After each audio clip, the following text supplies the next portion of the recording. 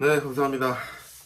오늘은 사무엘상 5장 1절에서 12절까지 보도록 하겠습니다. 사무엘상 5장 1절에서 12절까지입니다. 제가 읽어드립니다. 페이지 414페이지입니다.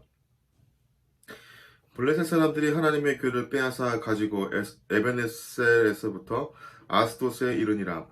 블레셋 사람들이 하나님의 궤를 가지고 다곤 신전에 들어가서 다곤 곁에 두었더니 아스도 사람들이 이튿날 일찍 일어나 본즉 다곤이 여호와의 궤 앞에서 엎드려져서 그 얼굴이 땅에 닿았는지라. 그들이 다곤을 일으켜 다시 그 자리에 세웠더니 그 이튿날 아침에 그들이 일찍 일어나 본즉 다곤이 여호와의 궤 앞에서 또다시 엎드려져 얼굴이 땅에 닿았고 그 머리와 두 손목은 끊어져 문지방에 있고 다곤의 몸뚱이만 남았더라. 그러므로 다곤의 제사장들이나 다곤의 신전에 들어가는 자는 오늘까지 아스돗에 있는 다곤의 문지방을 밟지 아니하더라. 여호와의 손이 아스돗 사람에게 엄중히 더하사 독한 종기의 재앙으로 아스돗과 그 지역을 쳐서 망하게 하니 아스돗 사람들이 이를 보고 이르되 이스라엘 신의 궤를 우리와 함께 잊지 못하게 할지라. 그의 손이 우리와 우리 신 다곤을 친다 하고 이에 사람을 보내어 블레셋 사람의 모든 방백을 모으고 이르되 우리가 이스라엘 신의 궤를 어찌하랴 하니 그들이 대답하되 이스라엘 신의 궤를 가드로 옮겨가라 하므로 이스라엘 신의 궤를 옮겨갔더니 그것을 옮겨간 후에 여호와의 손이 심히 큰 환난을 그 성읍에 더하사 성읍 사람들의 작은 자와 큰 자를 다 쳐서 독한 종기가 나게 하신지라. 이에 그들이 하나님의 궤를 에글론으로 보내니라. 하나님의 궤가 에글론에 이른즉 에글론 사람이 부르짖어 이르되 그들이 이스라엘 신의 궤를 우리에게로 가져다가 우리와 우리 백성을 죽이려 한다 하고 이에 사람을 보내어 블레셋 모든 방백을 모으고 이르되 이스라엘 신의 궤를 보내어 그 있던 곳으로 돌아가게 하고 우리와 우리 백성이 죽임당함을 면하게 하자 하니 이는 온 성읍이 사망의 환난을 당함이라. 거기서 하나님의 손이 엄중하심으로 죽지 아니한 사람들은 독한 종기로 치심을 당해 성읍의 부르짖음이 하늘에 사무쳤더라. 아멘. 네, 오늘의 5장은 블레셋 사람들이 언약궤를 빼앗아 가서 아스돗에 있는 다곤 신전의 곁에 두었고요. 이는 다곤이 이스라엘 하나님보다 우월함을 나타내기 위함이죠. 그때 당시의 전쟁은 신들의 전쟁이니까요. 하지만 하나님은 그 다곤의 다곤의 신전이 언약궤 앞에 넘어지게 하고 신상이 언약궤 앞에 넘어지게 하고 아스돗 전에게 심한 독한 종기를 보내사 크신 권능을 이방에 나타나게 됩니다. 언약궤가 가는 곳마다 독한 종기의 재앙이 따라다닌 거죠. 네, 고감기가 좀 있네요. 네, 언약궤 이동 경로를 우리가 잠깐 살펴보면 실루에서 에베네셀, 또 아스에서 다곤, 다곤이 상이 넘어지기도 하고 독종이 생기고 또 가드, 에글론, 나중에는 베세메스 7개월 정도 있고요. 기란 여아림, 아비나다 집에 20년간 또 있고 또 나중에 나고는 터장마당에 왔다가 베레스가 이제 넘어지는 소가 이제 날뛰면서 그 언약궤를 잡았을 때 죽게 되죠. 그래서 베레스 우사 사건이 일어나고 나중에 오베네돔의 집에 갔다가 나중에 또 다윗의 성으로 돌아오게 됩니다. 네, 블레셋 사람들이 대장부처럼 당당하자 그래서 어쨌든 전쟁에 이겼고 이스라엘의 궤를 이제 빼앗아 가지고 옵니다. 그런데 이 점이 참 재미있어요. 이스라엘 백성들은 분명히 전쟁에 졌고요. 또 블레셋 사람들은 전쟁에 이겼습니다. 의기양양하게 전리품으로 뺏어온 거죠.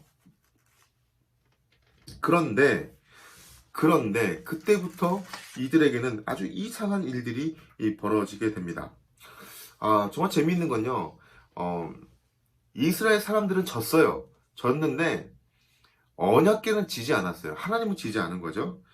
이스라엘은 패했지만 언약궤는 패하지 않았습니다. 법궤는 자신만의 전쟁을 수행합니다. 언약궤는 가는 곳마다 이스라엘의 원수를 심판하고 승리합니다. 재밌죠? 블레셋이 섬기는 중요한 신은 다곤의 다곤.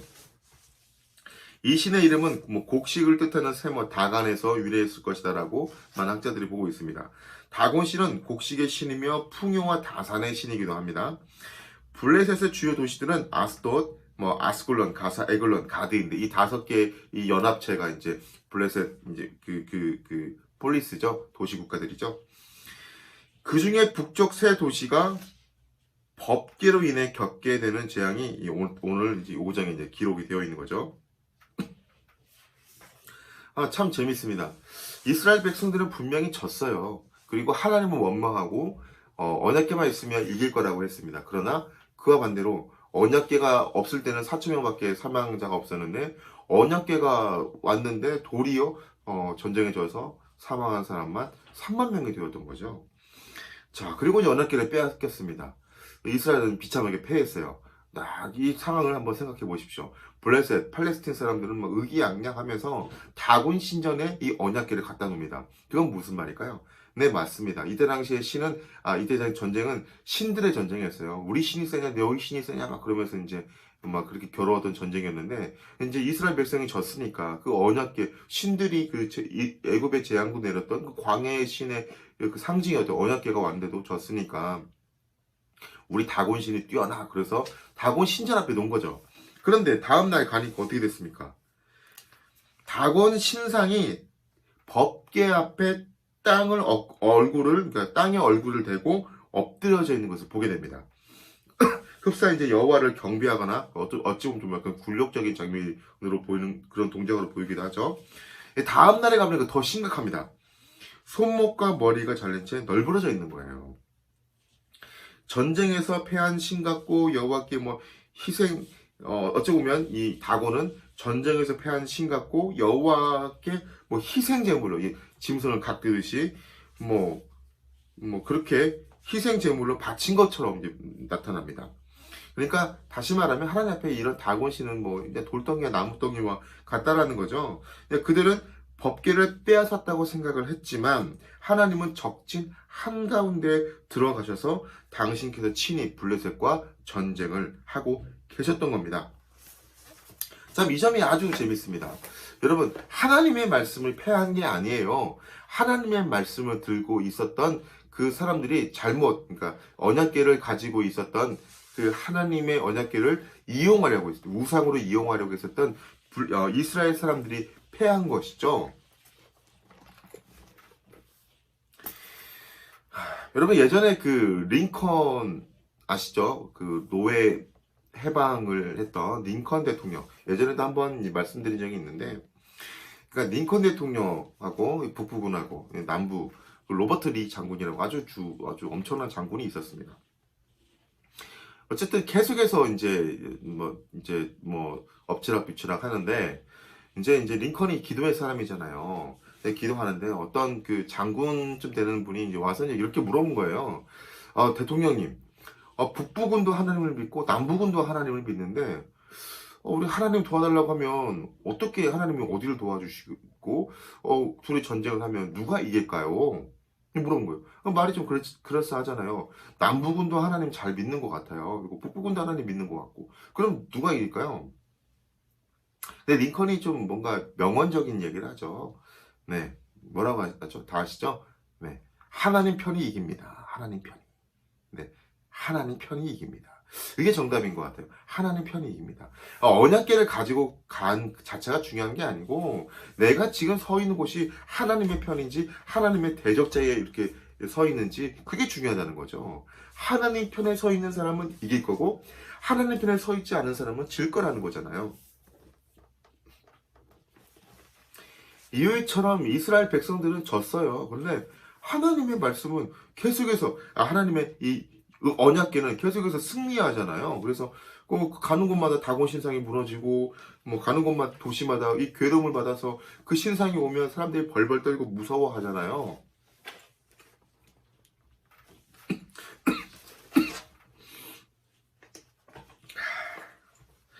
하나님의 교회가 있는 곳에 하나님의 손 능력이 이렇게 역사한 겁니다. 그래서 독한 종기로 아스돗과 그 지역을 치자 사람들이 이것이 뭐 우연이 아니라 여호와의 손이 자신과 자신의 신들, 신 다곤을 치는 사건으로 해석해서 급히 이제 이 교회를 가드 지역으로 옮기잖아요. 죄송합니다. 하지만 교회가 가는 곳마다 하나님의 손이 내리는 힘이 큰 심판도, 큰 환란도 따라갑니다. 손목이 잘린 다곤신과 달리 하나님께서는 이 강한 손과 이 편팔로 자기 백성을 애굽에서 인도하셨던 이 능력 있는 이 분이라는 거죠.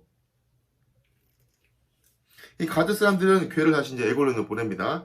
에골론 사람들이 이 교회가 도시에 오자 이제 곡하는 거죠. 왜 이거를 자신의 지역으로 가져와서 이 죽음을 가져오게 했냐고. 그리고 계속해서 이제 이 이스라엘로 돌려보내고 이제 결정을 하잖아요. 그리고 어제까지 얼마 전까지만 해도 막 승리해서 막 자신의 다곤 시인도 막 이렇게 다곤 신이 이겼다 그러고 언약궤 다곤 신상에 갖다 놨는데 다곤 신에게는 한마디도 구하지도 않아요. 그리고 도리어 또 하나님도 인정하지도 않죠. 하나님의 언약 이 궤만 없어지면 된다라고 생각을 했던 거죠. 그래서 다시 이 궤를 이제 이스라엘로 보내기로 이제 생각을 하는 거죠.